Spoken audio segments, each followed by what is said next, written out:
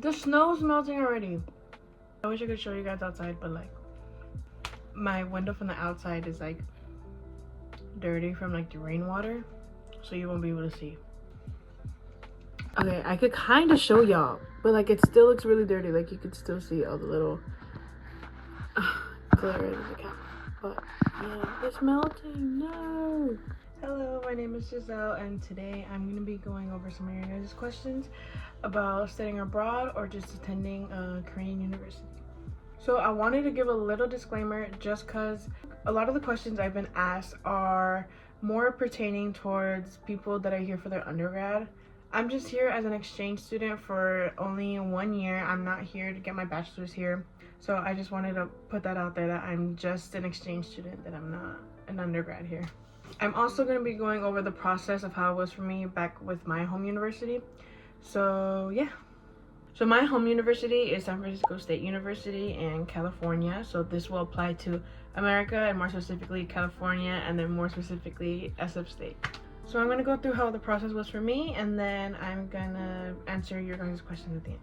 Okay, so first of all, I've been wanting to study abroad for a really long time now. So I was able to attend the school because of my home university study abroad programs that they offered. And they had many universities in Korea that they offered.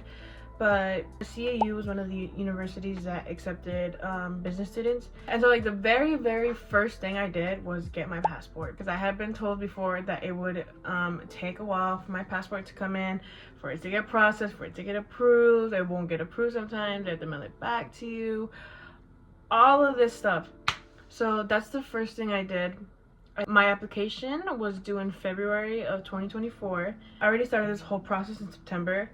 So in September, I made an appointment at the post office to get my passport, and I got it like a little over a month later, which is not bad at all. Like I got it in October, and I still had plenty of time for that. But just, I would suggest don't procrastinate on that and getting your passport, because you never know. You really never know. Like those are one of the things that gets like. So now with the whole application, it kind of reminded me of like just a regular college application. So it would just ask for all your information, what your major is. They ask you 2 essay questions, and obviously it's not full on. You have to answer in full essay length. So it wasn't that bad.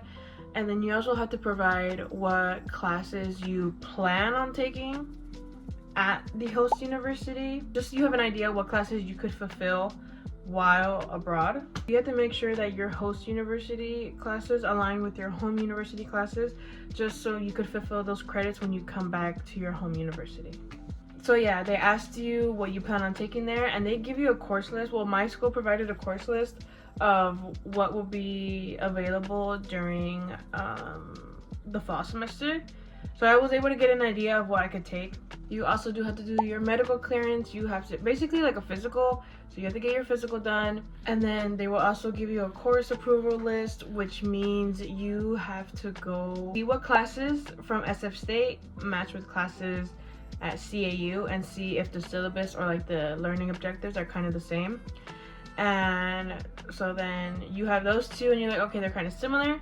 So then you have to email the department chair of that major and ask them, hey, does this match up? Would this fulfill the credits when I come back? And they say yes, they say no. If they say yes, they sign off the course, and you're able to take that course abroad. And if you're staying for the year, I recommend getting at least 9 to 10 classes approved, just so you have some flexibility on what you want to take at CAU or your Korean university. If you're only here for the semester, you could do 5 or 6 courses, again, just to have that flexibility, because the minimum requirement to be able to study abroad is you only have to take 12 credits per semester. So that's around 4 classes if each class is 3 units. So yeah, so you really only need to take 4 classes each semester, just so you could also have time to, you know, travel and explore and all that. So try to give yourself some leniency when you're here, just so you have time to explore and do all these things. So then after that, the school looks at all of that. They look at your GPA, they look at your transcript, they do all that. So you submit your application by this time, you have everything done. So you also, for our school, we had to get, I think it's called risk management travel insurance, or foreign travel insurance, something like that. So you have to make sure you have that done. You make sure you have to sign these other documents. Upload your medical clearance, upload your course approval list that has all the approved courses. And so then I submitted that before February 15th. And then it's just a waiting game at this point. So there's 2 rounds for applications. So the first application is through your home university. So the staff at your home university study abroad program will look at all your information on your application, and then you get nominated, and so that information gets sent to your host university. And then we had a nomination meeting just to go over what will be expected. They'll go over how orientation would go, and then we had orientation a little bit after getting nominated. That literally just basically went over how we should act during study abroad, how we represent America, and stuff like that. Then I had the study abroad ceremony in May. Even though we haven't gotten nominated by the host university yet, they already have these ceremonies and orientations going on, just because it is really rare for someone to be rejected from study abroad. So yeah, most of the time it's like a 99.9% chance that you will get in. So yeah, we had our ceremony, and then we had to do another application for our host university. I'm not quite sure when that was due, but I'm pretty sure it was between that time too. And then in July, I got fully accepted by the host university, so I was good to go. And I was given all my information, I was given my student number, just everything that I needed. So as soon as I got accepted through the host university, I was given all my paperwork that I needed for my student visa. So another thing that I can't stress enough is to make sure you manage your time well with your visa. As soon as you get the documents and everything from the host university needed for the visa, go ahead, make your appointment, mail it, anything that you need to do, just because for us there was really not a lot of time. Like, it was cutting it close to the time that we had to leave already.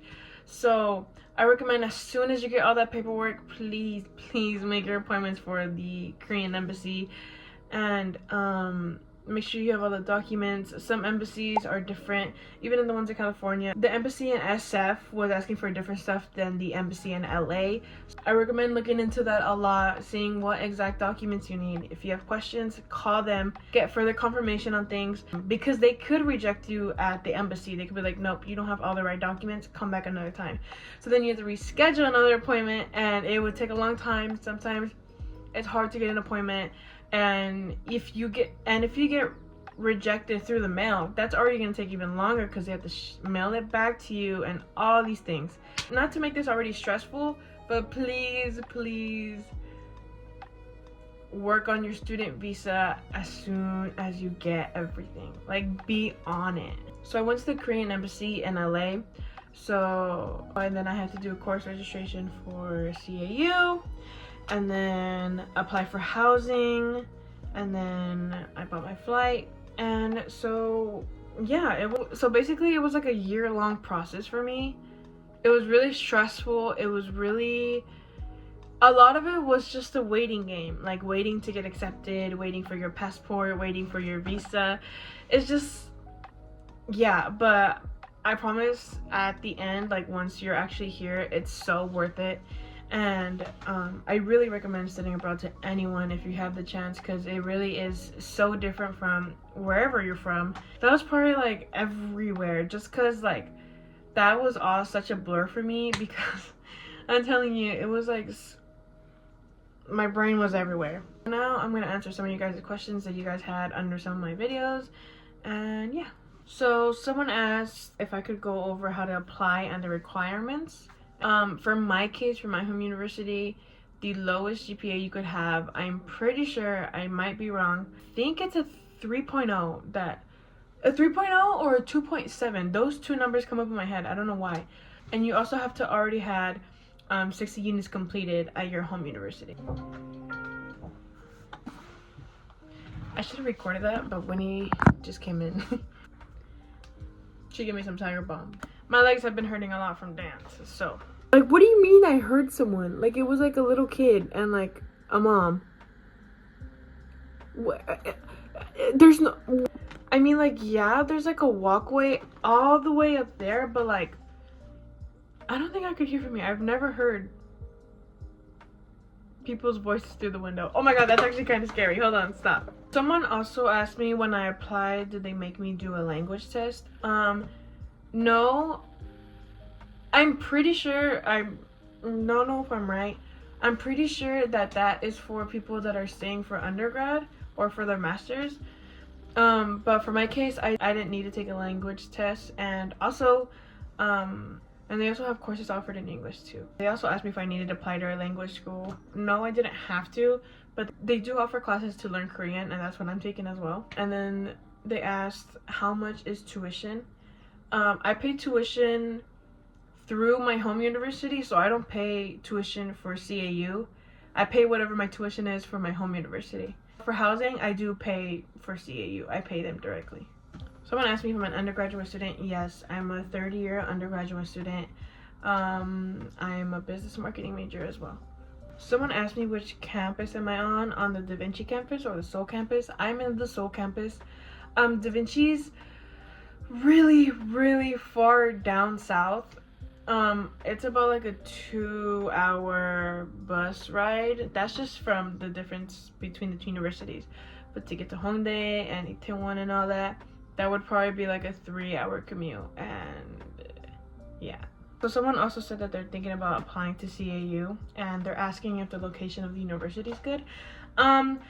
Yes, I think it's like in the center of everything. It is across the bridge. We're not on the same side as Hongdae, Itaewon, Myeongdong, and all that, but it's also not far at all. And then on our side, we have Apgujeong, Gangnam, Lotte World, all of that. It's like really not that crazy, and so I really think we're in the center of everything. I love where the university's at. It's not like in the city, but it's like kind of like we're surrounded by like a bunch of like ajishis and like ajimas, but yeah, I feel like this video was like all over the place, but it's okay, I guess. Okay, let me put that drink down. Okay, thank you guys so much for watching, and see you in the next one. Bye bye.